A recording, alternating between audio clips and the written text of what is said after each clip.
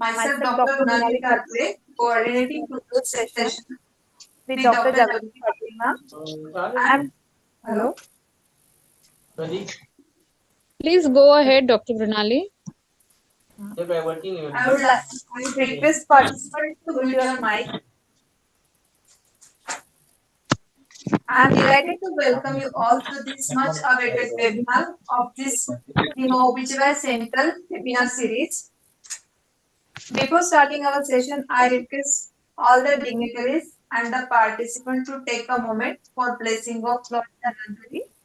I would like to call Dr. Jagrati Patil for Dhanvantari Slavan. Namami धन्वन्तरिमादि देवम् सुरासुरैर्वन्दितपादपद्मम् लोके जरार भयमृत्युनाशनम् दातारमीशम् विविधौषधीनाम् शङ्खं चक्रं जलौकां ददतमृतघटं चारुदुर्भिश्चतुर्भिः सूक्ष्मस्वच्छातिरुद्यां शुकपरिविलसन् मौलिमम्बोजनेत्रं कालाम्बोदुज्ज्वलाङ्गं कटितटविलसन् चारुपीताम्बराढ्यम् Doppler interpretation in modern अरे वो धन्वंतरि है प्रौढदावाग्निनीलम्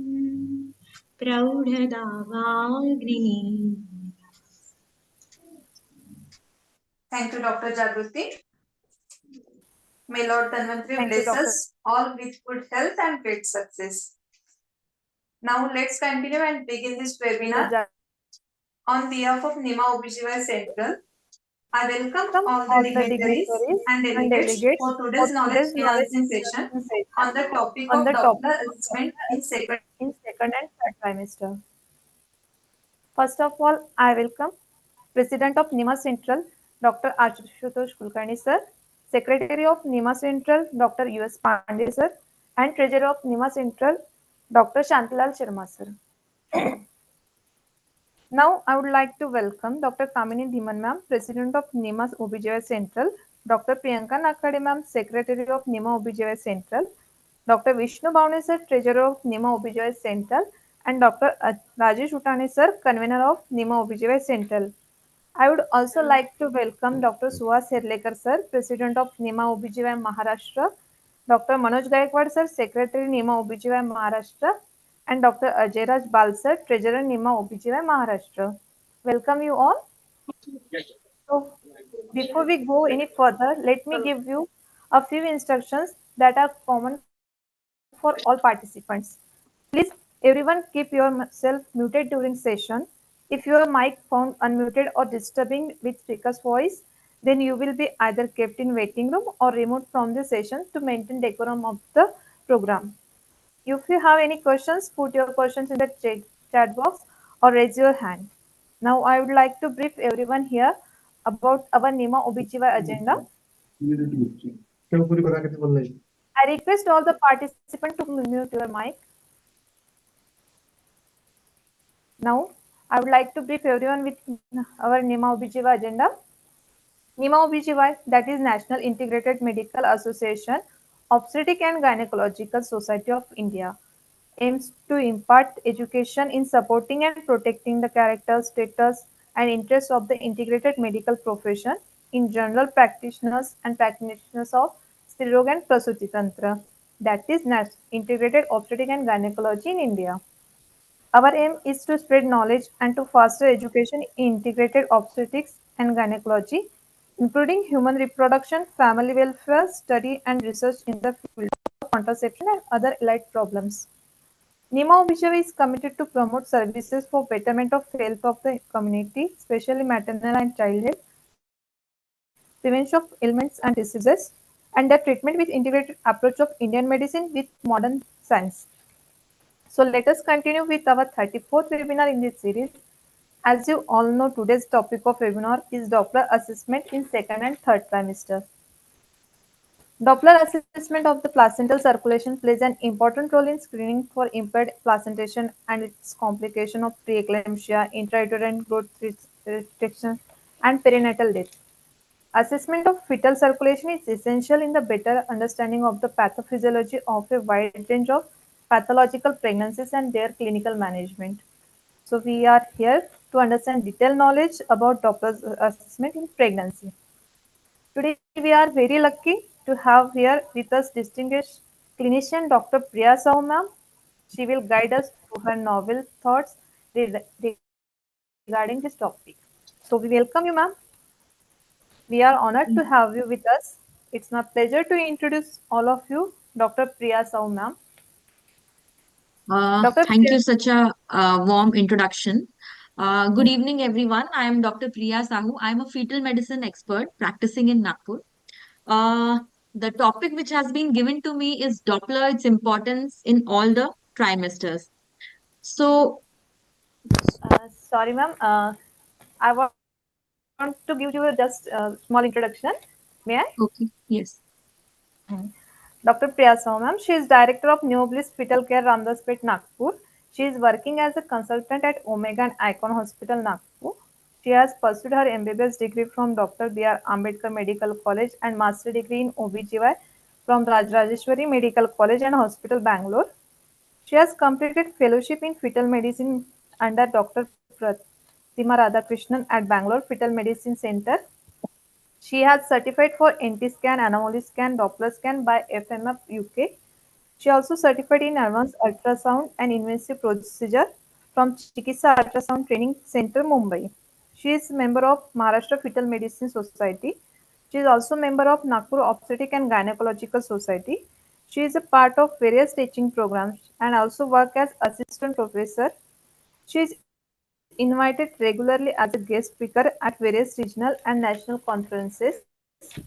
Her special areas of focus are invasive procedures, high-risk pregnancy, fetal neurosonography, fetal echocardiography, genetic counseling, and many more. So, with due respect, I would like to call such a versatile person, Dr. Priya Sahu ma'am, to start session. Welcome, ma'am. Thank you so much. The topic which has been, I hope everyone can see my screen. Yes, ma'am. Yeah, okay. The topic which has been assigned to me is Doppler, its importance and interpretation in all the trimesters. Yes. So Doppler is an integral part of all the obstetric scan. Whenever a woman comes to us for an antenatal checkup, Doppler is a must. It is a non-invasive modality which helps us to assess both maternal and fetal blood circulation. It helps us to predict complications like preeclampsia, low birth weight, IUGR, placental insufficiency. It helps us to manage and diagnose disorders in pregnancy. In uncomplicated cases, it assures both the mother and the obstetrician. The basic principle of Doppler is what we capture the movement of blood flow. The the Doppler waveform usually looks something like this. This Doppler waveform tells us about the peak systolic velocity. S stands for peak systolic velocity. D stands for end diastolic velocity. Using these systolic and diastolic velocities, we generate indices known as PI, RI. PI has linear correlation with the vascular resistance. Higher the PI, the more is the resistance. This is the most important point. SD ratio was prior used, is no longer in existence right now, has minimal significance. PI is the most commonly used index in current practice.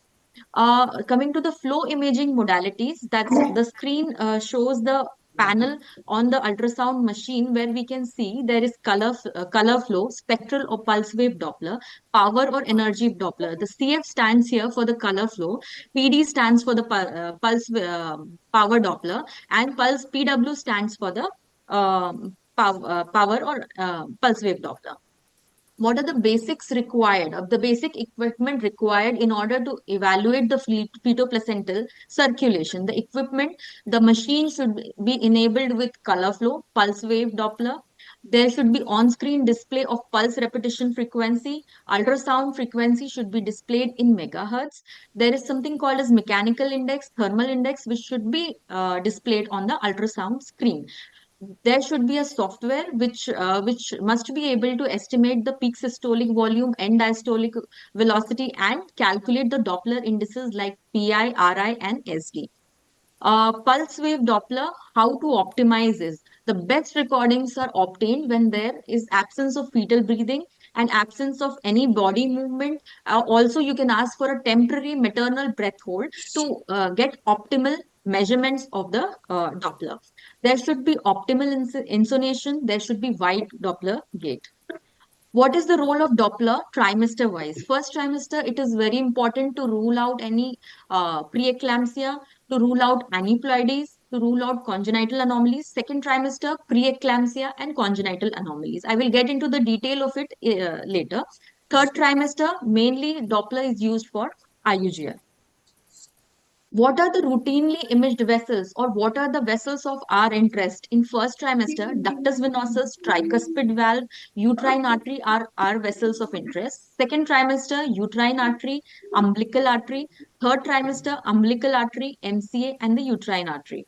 There are other Dopplers as well, also known as ductus venosus Doppler, aortic isthmus Doppler, umbilical vein Doppler, IVC. These are performed only in special cases and when we suspect something abnormal in second and third trimesters. Coming to the first trimester, ductus venosus is a very important vessel. It helps us. It is basically a shunt between the umbilical vein and the inferior vena cava. It is a trumpet-shaped vessel. It shunts majority of the oxygenated blood through the umbilical, which is coming through the umbilical vein, through the placenta to the umbilical vein, then to the ductus venosus goes shunts directly into the right atrium through the inferior vena cava. This is the waveform this is the waveform what we get when we apply the pulse wave frequency at the ductus venosus. S stands for the ventricular systole, D stands for early diastole, A stands for contraction. Now, what is the significance of ductus venosus? As you can see, this is the normal waveform. As you can see, this is the normal ductus venosus waveform. Here is the A wave, which appears normal to us. That's the A wave here. While in cases when there is reversal of A wave, you can see that A wave has reversed. This has got some significance. Reversed A wave along with increased NT in the first trimester is known to be associated with chromosomal abnormalities, in particular Down syndrome. It also tells us because ductus venosus flow also tells us about the cardiac condition of the fetus. So it also helps us to rule out cardiac abnormalities. If there is reversal of A wave, we can predict adverse perinatal outcomes. In third trimester, when we have abnormal umbilical artery flow, abnormal middle cerebral artery flow, ductus venosus comes into role to decide when to deliver. So ductus venosus is not just important to rule out chromosomal abnormalities or to predict chromosomal abnormalities. It also helps in management of IUGR. Ductus venosus is very important in case of twins, especially in monochorionic twins and in any higher order pregnancy, and helps us to manage the patient throughout. Ductus venosus, the A wave reversal which I'm talking about can also be abnormal in 1% of the normal fetuses. So ductus venosus improves our first trimester combined screening. There's also something called a tricuspid valve Doppler. Here, we apply the pulse wave or the sample gate across the tricuspid valve and try to get a waveform. This is the normal waveform of a tricuspid valve, which is tricuspid valve plays important role in screening for aneuploidy, again for chromosomal abnormalities like Down syndrome, Edwards syndrome, and and to rule out any cardiac abnormality. So we saw that this is the normal waveform with no regurgitation across the tricuspid valve. We go further. This is what you can see is the regurgitation. So this is abnormal. Isolated tricuspid regurgitation we should subject the mother for fetal echo, and we should also, when it is associated with increased NT, it again tells us that the baby could be aneuploidic.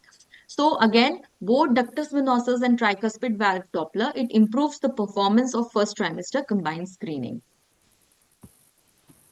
So coming to uterine artery assessment, it is an important non-invasive screening tool which is to be done in almost all the obstetric scans. There is evidence that in high proportion of pregnancies who are destined to develop preeclampsia, the uterine artery PI is increased at 11 to 13 weeks. So whenever a report comes to you with NT scan, please look for the uterine artery Doppler so that we can advocate aspirin therapy if the uterine artery PI is abnormal. So uterine artery is an important predictor for preeclampsia, FGR, low birth weight babies, maternal morbidity and maternal mortality as well.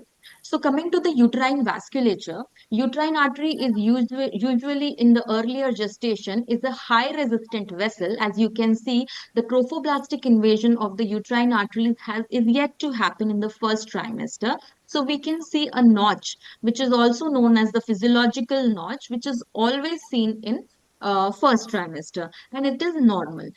The trophoblastic After the trophoblastic invasion starts, the high resistant vessel becomes a low resistant vessel. As you can see, the diameter of the vessel also is increased. The notch disappears. That happens in the early second trimester, and by 24 to 26 weeks, all the notches, they usually disappear. If there is persistence of notch after 24 to 26 weeks, it is impending of deficiency of uterine blood flow. So when to screen? Best time to screen for a uterine artery Doppler is 11 to 13 weeks. Why 11 to 13 weeks? We can, of course, screen it later as well, even at the time of anomaly scan. But 11 to 13 weeks, we buy time to advocate aspirin therapy, because aspirin therapy works very well if started before 16 weeks. 150 milligram of aspirin to be started in all the mothers who have increased uterine artery PI. Second trimester, if there is increased uterine artery PI, of course, it helps us to categorize women into low risk and high risk groups. So what is the significance? Mean PI more than 95th centile in uterine artery is abnormal and is pathological. It tells us that the outcome can be poor. So according to the ASPER trial, in the ASPER study, women were screened for preeclampsia at 11 to 13 weeks. In the high risk group, use of aspirin 150 milligram per day from 12 weeks until 36 weeks was done. It reduced the incidence of preeclampsia before 34 weeks by 80%. So aspirin 150 milligram, if started before 16 weeks, it reduces the incidence of preterm preeclampsia by 80%. So notching may be subjective sometimes, but PI more than 95th centile is pathological. Uh, Grossly, if we are, there are charts available for the uterine artery. If we do not have a chart, then by 12 weeks, the cutoff is 2.58. By 24 weeks, the cutoff is 1.56. This will be 95th centile for those particular weeks. Coming to second trimester Doppler helps us to predict congenital abnormalities, predicting preeclampsia, monitoring in fetal anemia when the MCA-PSV is more than 1.5 moms. It helps in monochorionic and dichorionic twins. Coming to the congenital anomalies, how does Doppler helps us in congenital anomaly? As you can see, there is that's the heart showing the four-chamber view. We can see the color flow across the ventricles, and we can rule out any form of ventricular septum defects or any flow abnormalities. Here you can see that's the that's the corpus callosum. Here you can see there is an aneurysm. So all these things can be picked up with Doppler. Coming to third trimester, the role of Doppler in third trimester basically confined to fetal growth restriction. Umbilical artery, which is another one important artery which helps us to manage FGR babies. Umbilical artery at 11 to 12 weeks shows absent diastolic flow. That's the systolic flow here. There is no flow here across here. So that this shows absent diastolic flow. At umbilical artery at around 18 weeks shows shows relatively high resistance, but there is some diastolic flow. That coming to 28 weeks, there is low resistance and there is very good diastolic flow. And at 32 weeks, there is generous diastolic flow. So this is how a normal umbilical artery waveform looks through 11 weeks to 32 weeks. Umbilical artery Doppler, what are the indications? Whenever there is IUGR or estimated fetal weight or abdominal circumference is less than 10th centile, we offer umbilical artery Doppler. There is oligo, there are placental changes, there is low papae, the uterine artery PI is increased, there is preeclampsia. Umbilical artery Doppler waveform helps us to identify fetuses at the risk of hypoxia. So that's the umbilical artery. We often take a waveform from the free loop. When there is high resistant flow, we suspect placental dysfunction. When there is absent diastolic flow, as you can see in this picture, there is absent diastolic flow. We suspect hypoxia. And when there is reversal of flow, you can see there is reversal of flow here. We suspect severe hypoxia. So PI more than 95th centile is pathological. So coming to the MCA Doppler, at any period of gestation, MCA is high resistant circulation. The PI will be high. That I'll tell you how. Um, uh, with continuous forward flow throughout the cardiac cycle. Low diastolic flow is seen in cases when the baby is young or the gestational age is less, or when we apply a lot of pressure, there can be absent diastolic flow, and there can be increased diastolic. The maximum diastolic flow is seen in third trimester, that is beyond 34 weeks. When the MCA PI is less than the fifth centile, it is known as pathological and is suggestive of brain sparing effect. So the umbilical artery, when the PI is 95th centile, it is abnormal. MCA, when the PI is below the fifth centile, it is normal, because fetal circulation or the fetal cerebral circulation usually has high resistance, but in cases of placental dysfunction, that high resistant circulation turns into a low resistant circulation. That is what is known as brain sparing. That means only the blood supply is channelized to the brain. So PI below fifth centile is pathological. So normal umbilical PI, there are charts available, but grossly normal umbilical PI should be around 1.5 to 2. Now, what is cerebroplacental ratio? Cerebroplacental ratio, when we divide MCA PI with the umbilical PI, we get a number. Usually more than one is considered normal and less than one is considered abnormal. There are charts available for this as well. It improves we have two important vessels, that is umbilical artery and the MCA, but together when we divide MCA with umbilical PI, we get a ratio which is CPR, and it is more sensitive and helps us more. So but CPR below fifth centile is again pathological. Aortic isthmus Doppler is used, it can be done, but in special cases only. Now we have a baby, we have a small fetus whose abdominal circumference or the estimated fetal weight is below 10th centile. We look into the Dopplers. If the Dopplers are normal, we label it as small for gestational age baby. And if the Doppler is abnormal, we will label it as fetal growth restricted baby. Now, what is the criteria for FGR? Depending on the gestation, if we diagnose it before 32 weeks, it is known as early onset. If we diagnose it later, it is also late onset IUGR. The parameters which we look into in order to diagnose FGR are abdominal circumference, estimated fetal weight. If it is less than third centile at any point of gestation, it is we can label the baby as FGR. Also, umbilical artery Doppler, if there is absent end diastolic flow, we saw in the previous slide how absent end diastolic flow looks like.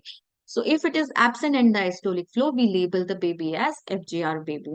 Also, if there is growth restriction, the Dopplers which we are interested into will be uterine artery and umbilical artery if it is if the baby is less than 32 weeks.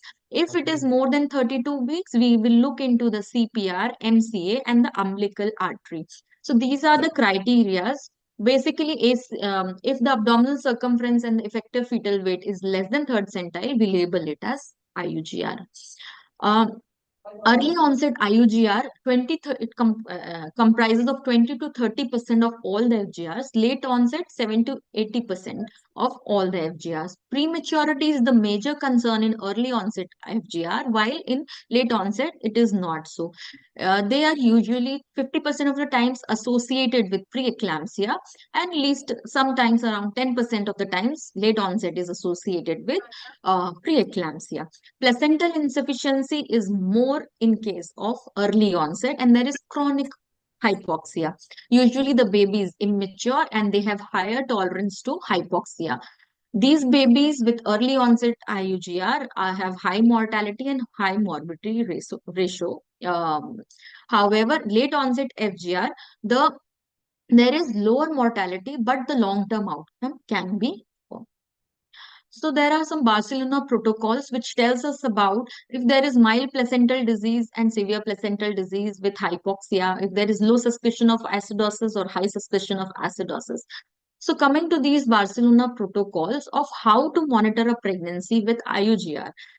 If the effective fetal weight is less than third centile, or cerebroplacental ratio is less than fifth centile, or the umbilical artery PI is more than 95th centile, MCA PI is less than fifth centile, or the uterine artery PI is more than 95th centile, if any of this is there, we suspect there is mild placental insufficiency and this baby requires weekly monitoring, and we would like to deliver this baby by 37 weeks with labor induction. When there is absent end diastolic flow in the umbilical artery, we are suspecting a severe placental insufficiency, and we are expecting we will be wanting to monitor this baby bi-weekly and deliver the baby by 34 weeks and prefer a cesarean section. When there is acidosis, or when we are suspecting there is low suspicion of acidosis, as in case of reversal in umbilical artery, we will monitor the baby every 2 days, and we would like to do a cesarean at 30 weeks. When there is DV reversal, we will like to monitor the baby every 12 hours, and we suspect there is fetal acidosis, and we will deliver the baby by 26 weeks by cesarean section. This has been issued by the International Society of Ultrasound and Obstetrics and Gynecology. This is a very useful chart where we know there is a FGR fetus and we know what gestation is baby is falling into, and we look into the Doppler, that is umbilical artery Doppler, whether it is absent or reverse end diastolic flow. And then we do, then we look into the DV and decide when we would like to deliver this baby. So the role in the management of IUGR is we have to weigh prematurity and hypoxia and get a personalized management plan for the baby for the best outcome. So coming to our cases, we had a 30-year-old primate with low PAPE. Low PAPE is known to be associated with IUGR. So what is the role of Doppler here? So here we would like to ask the mother to come for serial growth scans. We will put this baby into the radar of monitoring, and we will ask the mother to come for serial growth scans along with Doppler to diagnose and manage IUGR if there is any. 30-year-old primate with previous IOD, previous eclampsia, came for anomaly scan at 20 weeks for a routine checkup. What is the role of Doppler here? First of all, as we all know that uterine artery is an important predictor for preeclampsia or for IUGR, we would like to do a uterine artery Doppler, and again, we would ask for serial growth scans. A 29-year-old primate, preeclamptic, came to us at 27 weeks. AC was at 23 weeks. That means approximately 4 weeks lag was there. So we can label this baby as an IUGR baby, and the umbilical artery showed absent end diastolic flow. So what we would like to do? So our baby is FGR baby. The baby is 27 weaker, as you can see. There is absent end diastolic flow in the umbilical artery. So we will be delivering this baby on the basis of the ductus venosus and the umbilical artery. Ductus venosus, how we will look into it, how is the A wave, or we will see the umbilical artery, whether there is reverse end diastolic flow, and deliver accordingly. So the take home message here will be ductus venosus, tricuspid valve Doppler, improve first trimester screening. Ductus venosus can help us to manage babies with IUGR. Uterine artery Doppler to be done with NT scan, as it helps in early prediction of preeclampsia and advocating aspirin therapy. Umbilical artery, if more than 95th centile, is pathological. 2.6 in first trimester is the cutoff. 1.4, 1.45 or 46 is the cutoff in second trimester. MCAPI less than fifth centile is pathological and is suggestive of brain sparing effect. CPR less than fifth centile is again pathological. When to deliver? Always weigh prematurity and hypoxia and then decide the management. Thank you.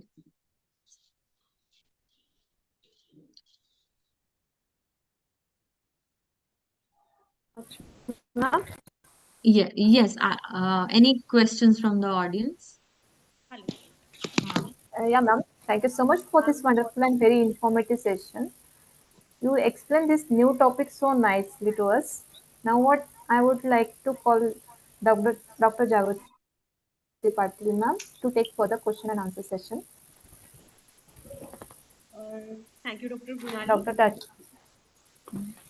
Ma'am, am I audible? You're not Yes. that audible. Hello. Dr. Jagruti, your voice is coming very low. Am I audible, ma'am? Yes, now you're audible. Yes, yes. Ma'am, if you permit, shall we start with the question and answer session regarding Yes, this yes, topic? please. So my first question is, ma'am, if there is RH incompatibility at Yes. initial level, when should we do MCA PSV? MCA PSV, usually the MCA PSV can be done around 20 to 23 weeks to rule out fetal anemia. And you can also do at 16 and 18 weeks, but 20 to 23 weeks will be better.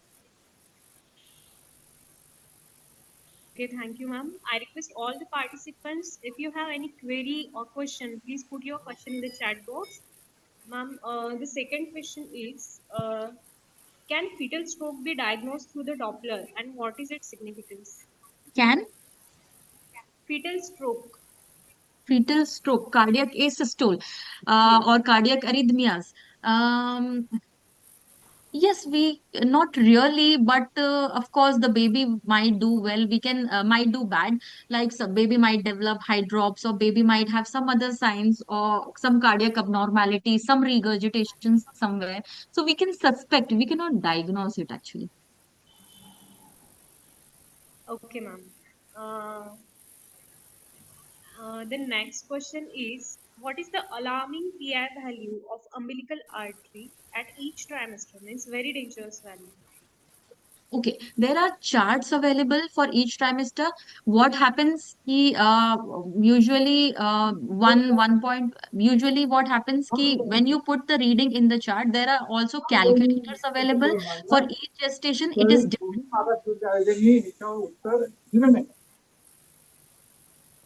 Yeah. Hello. Yes. I request participant to mute your mic. Ma'am, please continue. Ye- Yeah. Yes, even 1.2, 1.3 can be normal if you put it in the calculator and see for 32 weeks, and also zero point 0.8 is normal for 34, 36 weeks. So it totally depends on the gestation. For each week, there is a different PI, which will be 95th centile. So you need to refer to the chart. Okay, thank you so much, ma'am. Ma'am, the next question is, are there any tests related to Doppler to assess carcinoma or CA in the fetus? No, actually, there are no tests per se now. What carcinoma are you suspecting? Through Doppler, we cannot do anything about it. Okay. We can, of course, through invasive procedures, we can rule out genetic problems. We can do an amniocentesis if mother is suffering from something, or the family is suffering from some disease, genetic disease. Yes, and we have the study available or the gene mutation responsible for it available. We can do an amniocentesis and we can figure out for the baby. Okay. Thank you so much, ma'am. Uh, the next question is in IUGR, if SD ratio of umbilical artery is normal, can we delay the pregnancy till term, or at what limit we can take Hmm. decision to SD terminate the ratio, pregnancy? my presentation, some 78 slides says SD ratio is no longer used. PI is what we are looking into. PI is the most significant thing. So if PI is normal, of course, we will take the pregnancy to term. Okay, okay. And why should we prefer PI rather than SD ratio? Because PI should be preferred because SD ratio, there are variations. There have been studies which are done, and they say SD ratio, the outcome was not that great. Monitoring PI was better than monitoring the SD ratios. Okay, thank you so much, ma'am. Here is the question from Dr. Rishikesh Wagmare, sir. The question is frequency of Doppler in twin-to-twin transfusion syndrome. Mhm. Frequency of Doppler in twin-to-twin transfusion syndrome. Yes. Twin to twin means that it is a monochorionic pregnancy. Monochorionic pregnancy, normally, even if there is no twin to twin transfusion, we advise from 16 weeks, every 2 weeks, Doppler should be done when there is no TTTS. If there is TTTS, we might have to call the mother weekly. Okay, okay. In The normal last, monochorionic pregnancies, we would like to monitor the baby every 2 weeks. This is the rule from 16 weeks onwards.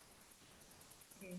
The next question from Dr. Rishikesh Wagmare is the same screening schedule weekly or Jagrati, fortnightly? you're not that audible actually. Your voice is very low. It's very difficult for me to listen to your questions.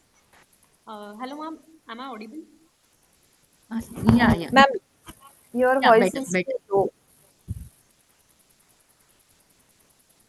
Hello. Yeah, yes, Jagrati.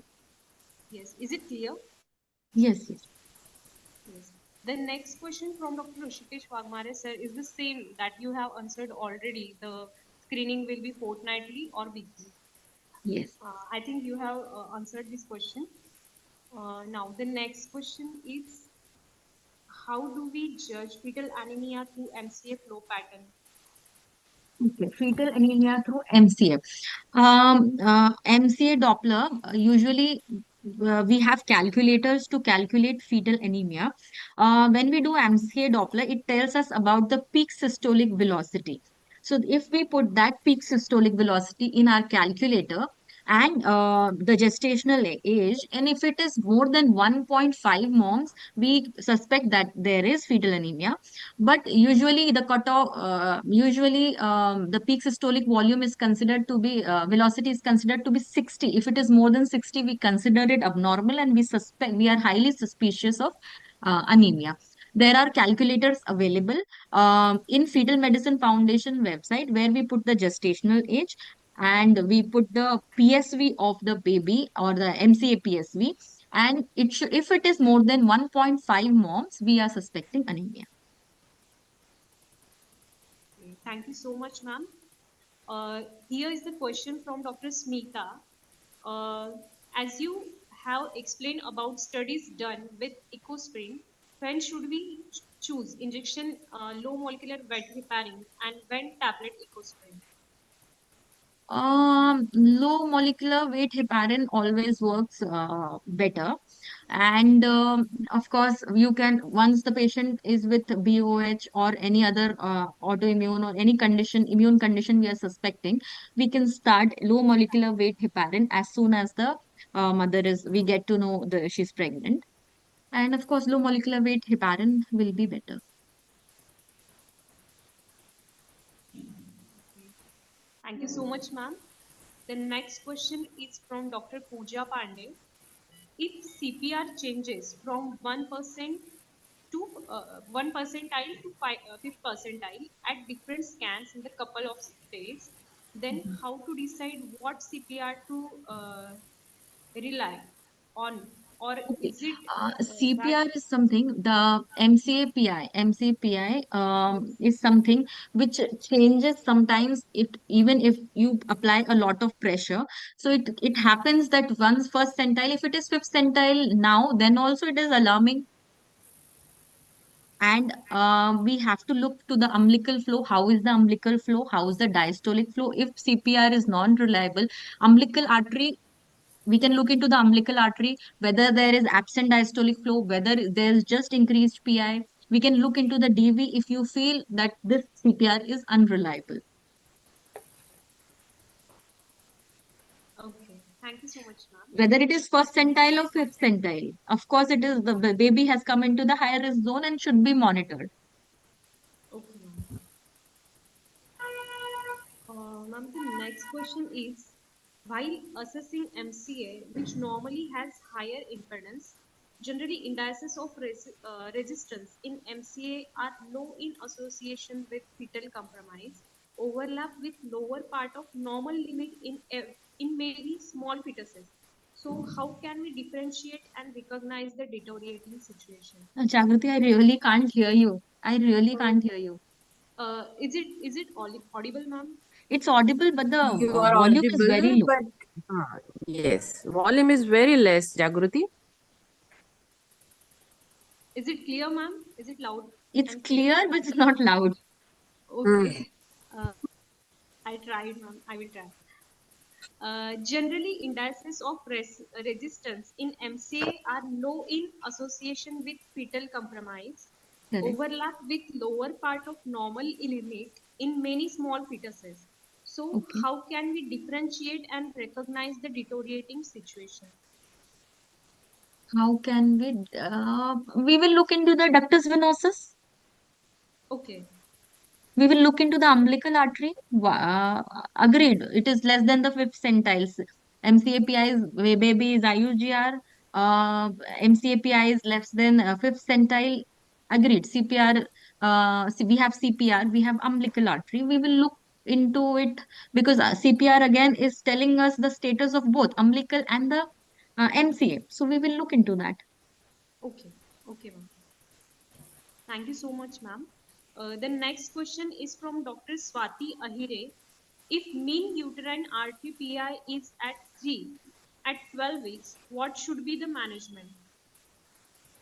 If you uterine artery PI is at 3 at 12 3. weeks. Okay, 2.6 is our cutoff. It is 3. So uterine artery PI is increased. So that means the baby, the mother is going to either going to have preeclampsia or the baby is going to be IUGR. So we will start aspirin therapy 150 milligram OD for till 37 weeks. Okay. Thank you so much, ma'am. I request all the participants, if you have any question regarding this topic, please put your question in the chat box. And thank you so much, ma'am, for this wonderful and very informative lecture. And thank you also for clearing our doubts. Thank you. So Thank you. now, on the behalf of Nima Obgy Society Central and Nima Obgy Society Maharashtra body, I would like to express my gratitude to Nima Central. Jagruti, Yes, ma'am. I would like to say something to regarding Dr. Priya Sahu, ma'am. Yes, ma'am. Sure. No doubt it was a brilliant talk, but she is one of the dynamic, youngest one, fetal medicine specialist from Nagpur. He has a very good talent, and she, you can, means from today you can judge how brilliant she is. And thank you so much, ma'am, for. Hello, Thank you. can Thank you you. hear Thank me, you. ma'am? Brilliant she is. And thank you so much.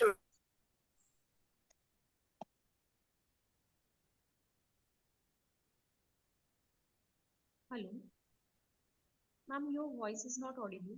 Yes, ma'am. Your voice is not audible.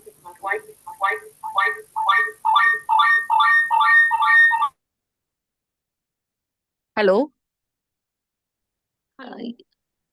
is it? Am I Yes, yes, audible ma'am. right We now? can. Yes. Audible, ma'am. Audible. Okay. I just want to say thanks to ma'am because she's quite busy, and in that particular her time schedule, she give us a time and conduct this webinar very nicely. Most of them will get benefited with this knowledge. I truly want to say thanks for this. Thank you so much, ma'am. Thank you, ma'am. It was an honor, and thank you so much for this opportunity. It was very nice to be here. Thank you, ma'am. Thank you. Yes, Jagruti, continue. Yes, ma'am. There are two questions in the chat box. Should I read, ma'am? Yes, please, please. This is a question from Dr. Anuradha Gupta. If there is a TR seen in anti-scan, how do we manage further, ma'am? If TR is seen at NT scan, we would like to combine it with the biochemical screening or the double marker we have done. And also, if it is normal, that means we are ruling out chromosomal abnormalities. Second thing, what signifies tricuspid regurgitation, what is any cardiac anomaly. So we will ask the patient to do an early anomaly scan to rule out any cardiac abnormality, and we will ask the mother to do a fetal echocardiography at 24 weeks.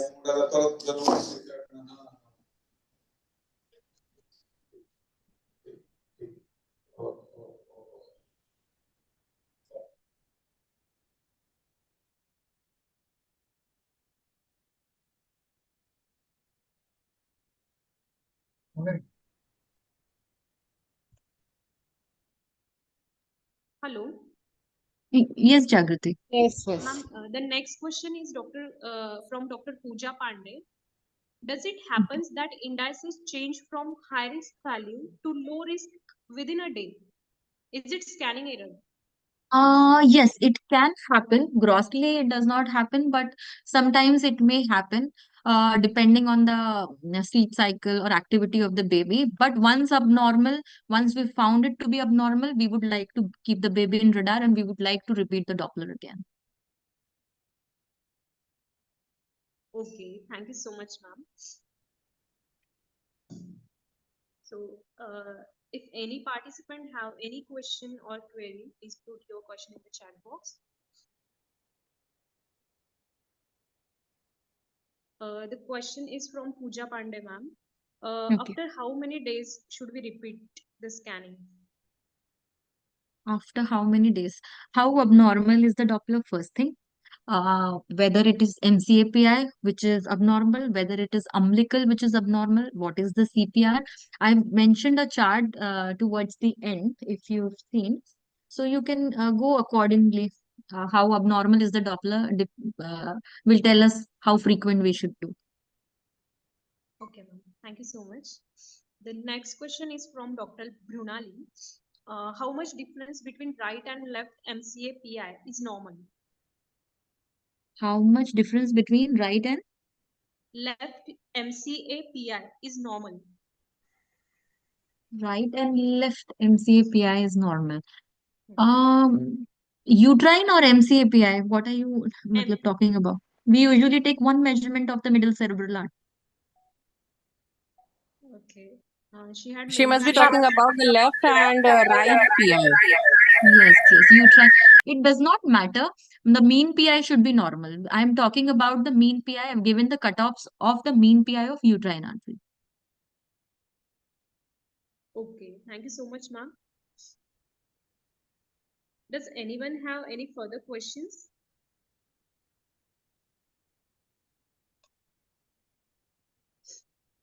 Ma'am, there is a question from Dr. Anuradha Gupta. Ma'am, if there is DV changes at 13 weeks and dual marker is high risk, is it indicated for termination? First thing, DV has two significance. First is that chromosomal abnormality. Of course, the baby is at high risk for chromosomal abnormality. Second is DV is telling about the cardiac status of the baby. So we are suspecting any cardiac abnormality. So mostly when the DV is abnormal, the outcome is going to be poor. Either it is going to be a chromosomally abnormal baby, or the baby might have some cardiac defect. Only, as I mentioned, only 1% of the babies will have DV reversal, which will be normal. So that's very less actually. Okay. Thank you so much, ma'am. The next question is from Dr. Pooja Pandey. How does site of placenta influences uterine artery PI? Site of placenta umbilical artery PI. The resistance or the of the umbilical artery is higher at the fetal end and the placental end. So it's best take a free loop, free flowing loop, and then take that is the best way to measure it. If we measure it near the fetal end, it will be high. So the resistance decreases from fetus to placenta. Okay. She's also want to ask about umbilical artery PI, ma'am. Yeah, this was about umbilical artery only. Okay, sorry, uterine artery PI. Uterine artery PI. What she wants to ask about uterine artery PI? How does site of placenta influences uterine artery PI? Site of placenta in uterine artery PI. I do. Matlab, there is no relation to it actually. Okay.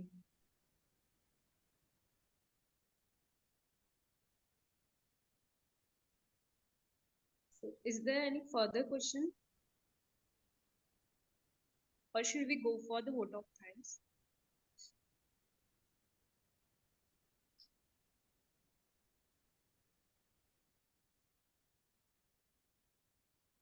I think the questions are over.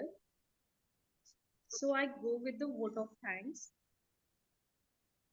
On behalf of Nima Obgy Society Central and Nima Obgy Society Maharashtra, I would like to express my gratitude to Nima Central, Dr. Ashutosh Kulkarni sir, Dr. U.S. Pandey sir, Dr. Shantilal Sharma sir, for their remarkable support.